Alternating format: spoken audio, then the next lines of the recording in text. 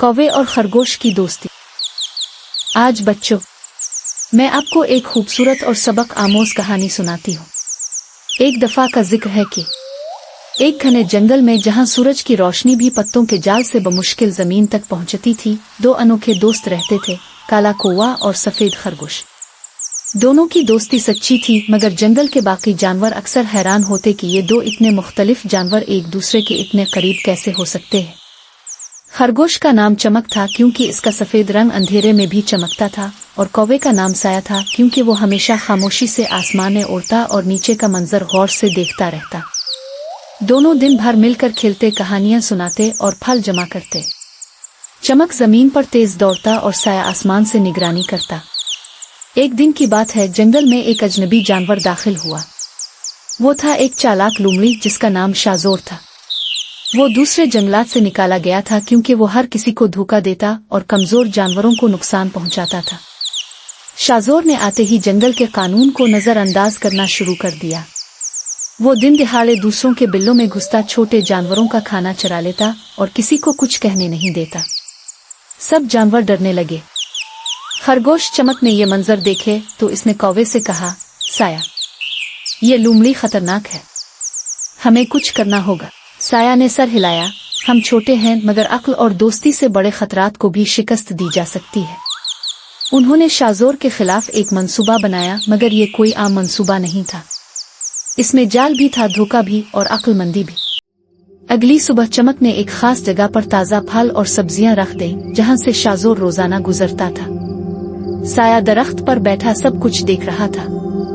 जैसे ही शाजोर वहां पहुंचा, इसने खुशबू महसूस की और उधर दौड़ा। वाह, आज तो किस्मत मेहरबान है, बगैर किसी मेहनत के खाना, वो बुड़बुड़ाया। जैसे ही शाजोर फलों की तरफ बढ़ा, साया ने एक मखसूस आवाज निकाली जो उनका खुफिया इशारा था।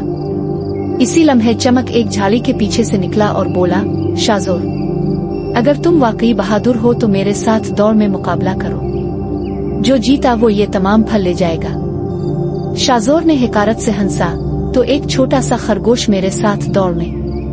चल ठीक है, आज तुम्हें दिखाता हूँ कि रफ्तार क्या होती है। दौड़ शुरू हुई। साया आसमान से दोनों को देख रहा था। चमक ने पहले कुछ फासला छोड़ दिया ताकि शाजोर खुद पर गुरूर करे। फिर जैसे ही वो तंग घाटी के करीब पहुंचे, चमक अचानक रुक गया और एक तरफ छलांग लगा दी। शाजोर को कुछ समझ न आया और वो पूरी रफ्तार से आगे बढ़ता गया, और धड़ाम वो एक खाली कुनवे में जा गिरा जिस पर घास डाली गई थी ताकि छुपाया जा सके। ये वही जगह थी जहां साया और चमक ने जाल तैयार किया था। शाजोर बुरी तरह फंस गया।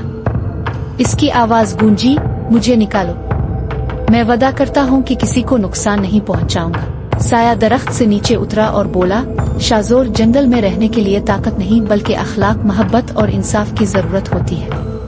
हम तुम्हें नुकसान नहीं पहुंचाएंगे, लेकिन तुम्हें वादा करना होगा कि तुम इस जंगल को खैराबाद कहोगे और कहीं और जाकर सीधी राह इख्तियार करोगे। शाजोर ने शर्मिंदा होकर सर झुका दिया। मैं वादा करता हूँ, मैंने सीख लिया कि चालाकी और जुल्म से कभी हकीकी इज्जत हासिल नहीं की जा सकती। कुछ जानवरों ने मिलकर कुनवन से शाजोर को निकाला। वो जंगल छोड़कर चला गया।